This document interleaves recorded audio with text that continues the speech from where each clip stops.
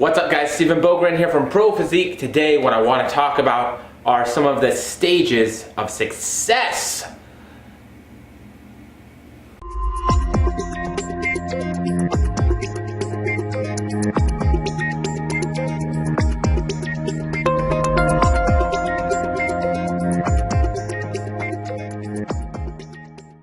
So hey everybody, this one, different feel. And it was kind of spurred by something I saw on Facebook. It was a comment that somebody made on someone else's status about like, hey man, we're not all lucky enough to have our own business. Or hey man, we're not all lucky enough to be in the same position as you. And it just kind of got me thinking, right? How much does luck have to do with your life position, right? How much does it have to do with timing and kind of some of the other things? And so I think that it kind of makes a little bit of sense to talk about it, right? So I think the big thing is to kind of go back to where my success, I feel, started, right?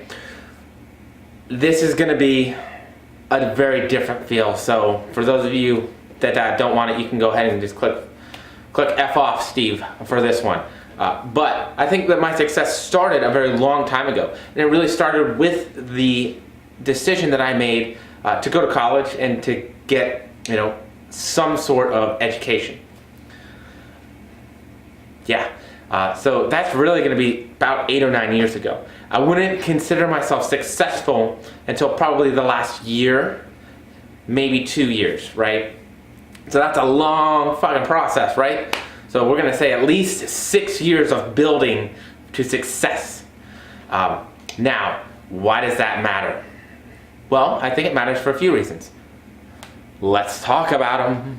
I think the big one, first and foremost, is that we look at success as an endpoint, right? We look at success typically like money, right? Or home, or car, or this, that, or the other thing, right? And so financial success typically tends to be how we like to define success. I don't think that that's fair. I don't think that financial success is the only type of success, and I don't think that it is necessarily the most important type of success. But, albeit, we'll say that that's it, right? So a lot of people, and even myself, I consider myself unsuccessful for a very long amount of time. Reason being because I was fucking broke. I didn't have any fucking money. Like, I was working full time. I was going to school. Like, I was trying to learn how to be a coach, and I would have one client here, and then I wouldn't have any clients for 6 months. And I was trying to build up a social media following, but I'm just some fucking awkward dude that's kind of smart, I guess. I don't know. And so it was this really fucking awkward phase of me feeling like a fucking loser for a long time, right? And so I think that's what we kind of get in the habit of, is we fail to see all the fucking, I feel like a loser and I suck and I'm not doing anything right. And so that's the hard part, right?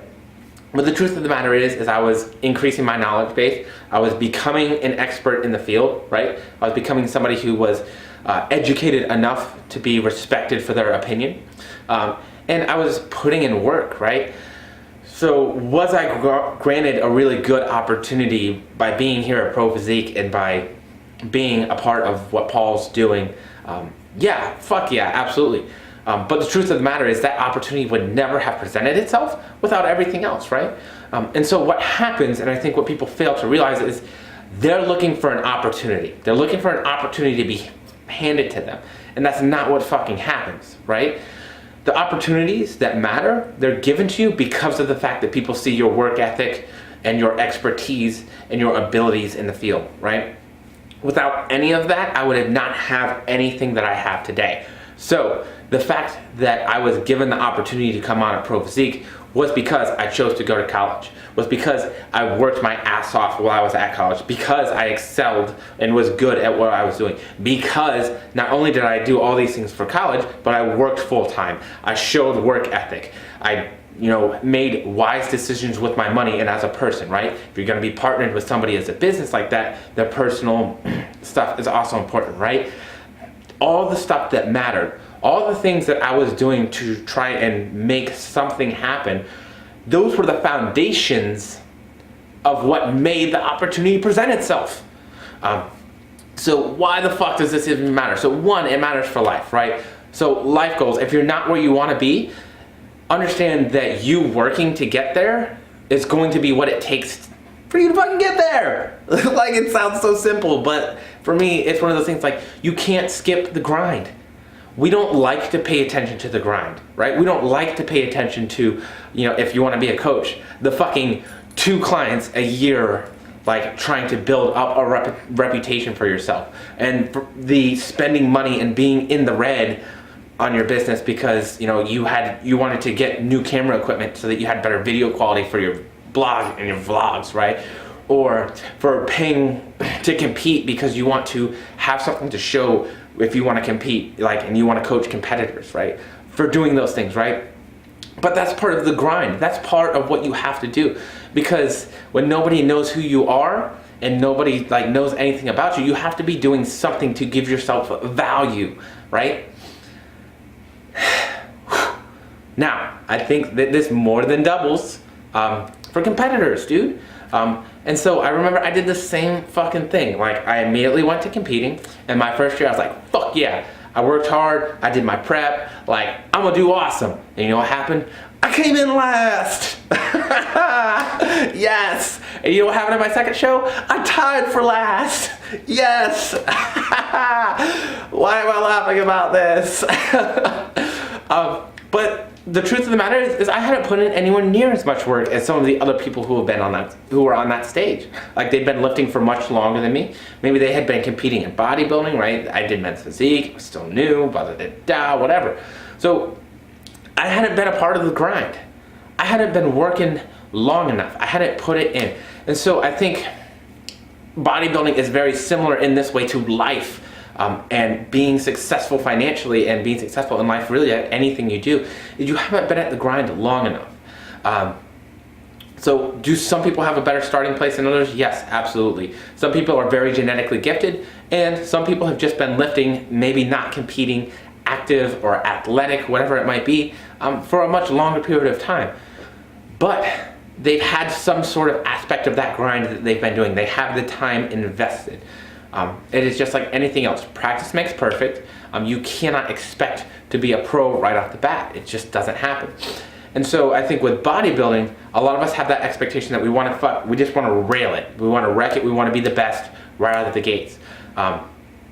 And for some people, that's just not how it works, right?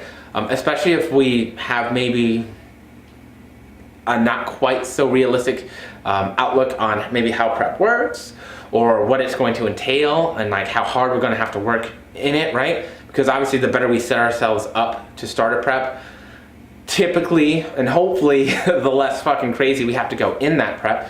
But like, if we start prep off in a bad place, it's going to end in a worse place, right? That's just how it goes. We can't control that. But I think that understanding how long you've been in the grind, understanding that sometimes that grind is going to take a lot longer than you planned. What I realized for myself is that take how long you think something's going to last, like it's going to take you to get there, probably add, you know, a good 4 or 5 years. And so there are definitely some opportunities that you can make the most out of.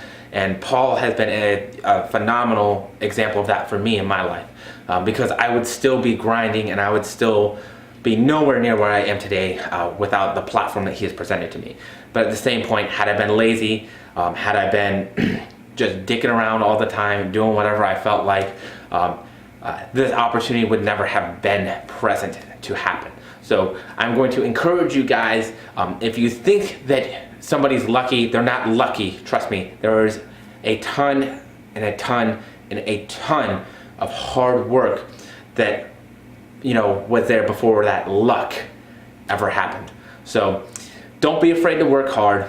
Don't be afraid if it's taking longer than you think it should, or longer than you expected, because that is the norm, and that's really very, very typical. So not only in life, but on that bodybuilding stage as well. That's it, guys. I hope you enjoyed the video. Trying to get back on the grind. As you can see, I'm finally fucking home. Don't pay attention to the other side of the house that I still don't have use of. But it is good to be back. It is good to be back on the grind. So I will talk to you guys soon. And hopefully for some of you guys, I will see you at the Olympia. So if you see me walking around the Olympia like an asshole, it's because I don't have anywhere to be. So come say hey.